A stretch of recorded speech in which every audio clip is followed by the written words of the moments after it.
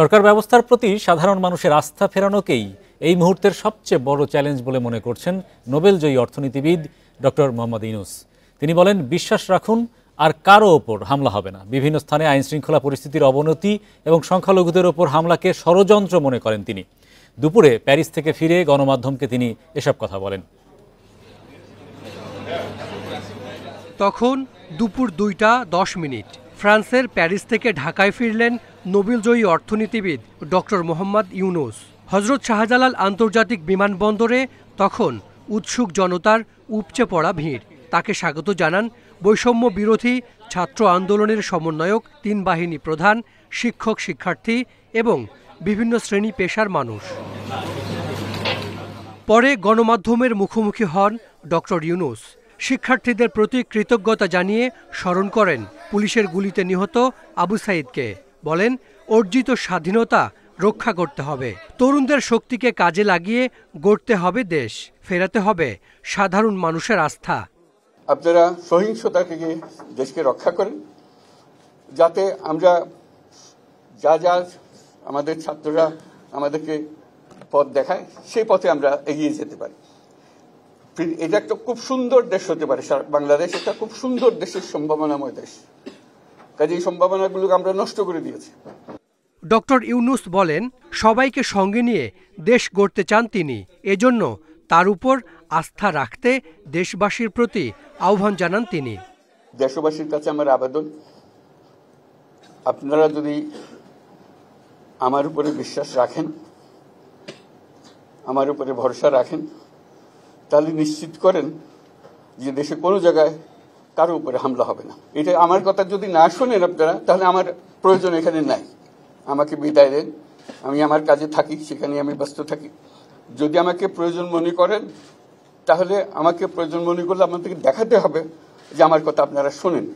দেশ জুড়ে আইন শৃঙ্খলা পরিস্থিতির অবনতি, বিভিন্ন স্থাপনায় আক্রমণ এবং সংখ্যালঘুদের উপর হামলাকে ষড়যন্ত্র মনে করেন ডক্টর ইউনূস। সারা বাংলাদেশ একটা বড় পরিবার, এই পরিবার আমরা একসঙ্গে চলতে চাই এবং আমাদের মধ্যে দ্বিধা দ্বন্দ্ব যা কিছু থেকে সরিয়ে ফেলতে চাই। যারা বিপথে গেছে তাদেরকে পথে আনতে চাই, যাতে করে একসঙ্গে আমরা কাজ করতে পারি। এর মধ্যে আমরা শুনলাম, আসার পথে শুনে আসছি যে এখানে আইন শৃঙ্খলার ব্যাঘাত হচ্ছে, মানুষকে আক্রমণ করছে, ঘরবাড়ি জ্বালিয়ে দিচ্ছে, সম্পদ জ্বালিয়ে নষ্ট করছে, চুরি করছে, দিয়ে যাচ্ছে। এগুলো হলো ষড়যন্ত্রের অংশ। এগুলো আমাদের বিষয় না, আমাদের কাজ হলো এটাকে রক্ষা করা, সবাইকে রক্ষা করা। ডক্টর মোহাম্মদ ইউনূস জানান, তারুণ্যের হাত ধরে অর্জিত স্বাধীনতা যে কোনো মূল্যে রক্ষা করতে হবে। Hasan Misbah, independent news, Dhaka. দেশে ফিরেছেন ডক্টর মোহাম্মদ ইউনূস। তার গুলশানের বাসভবনে তিনি এখন অবস্থান করছেন। সেখানে রয়েছেন আমাদের সহকর্মী মাহমুদুল হাসান। মাহমুদুল হাসান, তার বাসভবন ঘিরে আইন শৃঙ্খলা রক্ষা বাহিনীর উপস্থিতি কেমন এবং উৎসুক জনতা বা শুভাকাঙ্ক্ষীরা সেখানে গিয়েছেন কিনা?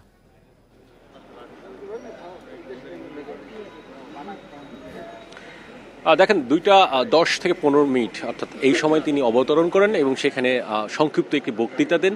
এরপর সেখানে বৈষম্য বিরোধী যে ছাত্রদের যে আন্দোলন, সেই আন্দোলনে যারা নেতৃত্ব দিয়েছেন তাদের সঙ্গে তিনি বৈঠক করেন এবং সেখানে সুশীল সমাজ সহ 3 বাহিনীর প্রধান ছিলেন। এরপরেই কিন্তু সেখান থেকে বের হয়ে গুলশানে যে তার বাসভবন, সেখানে প্রবেশ করেন ঠিক 4:30টার দিকে। এরপরে তিনি এখন এখানে অবস্থান করছেন। এইটুকু হচ্ছে সর্বশেষ তথ্য।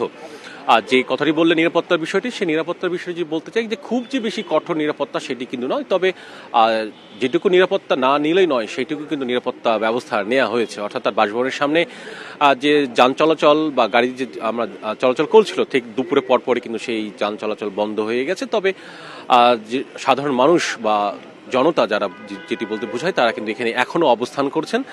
তারা আসলে এখানে দাঁড়িয়ে আছেন সেই দুপুর থেকেই। এবং একই সঙ্গে যদি আরেকটি কথা বলতে চাই, তাহলে তিনি যখন বাসভবনে প্রবেশ করেন 4:30টার দিকে, তিনি গাড়ি থেকে নেমে এসে এই যেখানে আমি দাঁড়িয়ে আছি সেই সড়কে কিন্তু তিনি এসে দাঁড়ান এবং সামনে যারা দাঁড়িয়েছিলেন যে জনতা, তারা তাদের সঙ্গে কুশল বিনিময় করেন, তাদেরকে হাত নাড়িয়ে শুভেচ্ছা জানান এবং একই সঙ্গে তাদের সঙ্গে 2 থেকে 3 মিনিট কথাও বলেন।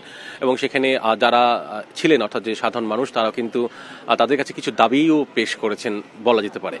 অন্যদিকে পুরো যে নিরাপত্তার বিষয়টি, সেটি পুরো নিরাপত্তার বিষয়টি আসলে সেনাবাহিনী দেখছে।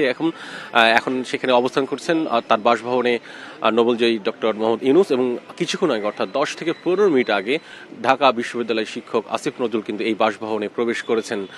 বলা যেতে পারে যে অল্প কিছুক্ষণ পরই হয়তো বা রাষ্ট্রীয় অতিথি ভবন যে যমুনা আছে সেখানে যাবেন, তারপরে 8টার দিকে যে শপথ গ্রহণ হওয়ার কথা রয়েছে সেখানে শপথ গ্রহণ করবেন। তো এই ছিল মোটামুটি এখানকার সর্বশেষ। ধন্যবাদ মাহমুদুল হাসান। সরকার পতনের পর টানা তৃতীয় কার্যদিবসে শেয়ার বাজারে বড় ধরনের উত্থান অব্যাহত ছিল। বৃহস্পতিবার ডিএসইর প্রধান সূচক বেড়েছে 306 পয়েন্ট। 2013 সালে সূচকটি চালুর পর আগে কখনো একদিনে এতটা বাড়েনি। এ সময় লেনদেন ছাড়ায় 1600 কোটি টাকা। হাতবদলে অংশ নেয়া 398টি কোম্পানি ও মিউচুয়াল ফান্ডের মধ্যে দর বেড়েছে 364টির, কমেছে 27টির এবং অপরিবর্তিত রয়েছে 7 প্রতিষ্ঠানের শেয়ার দর। সবচেয়ে বেশি লেনদেন হওয়া প্রতিষ্ঠানের তালিকায় প্রথম সিটি ব্যাংক, আর শতাংশের দিক থেকে দর বৃদ্ধির তালিকায় প্রথম ইবিএল এনআরবি ফান্ড। অন্যদিকে চট্টগ্রাম স্টক এক্সচেঞ্জে সার্বিক সূচক বেড়েছে 850 পয়েন্টের বেশি।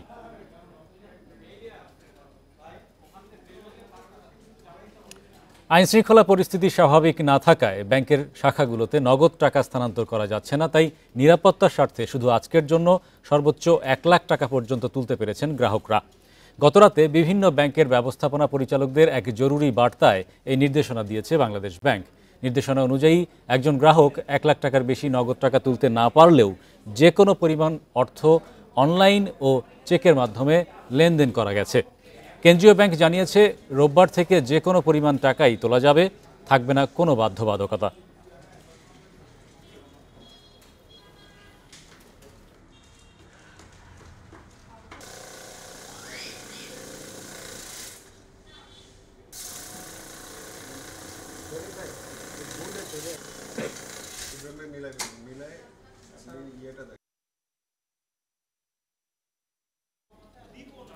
এই ছিল আজকের অর্থনীতি সারাদিনে। ইন্ডিপেন্ডেন্ট টেলিভিশনের সব খবর জানতে চোখ রাখুন ফেসবুক, ইউটিউব এবং এক্সে। আমন্ত্রণ আমাদের পরের আয়োজন।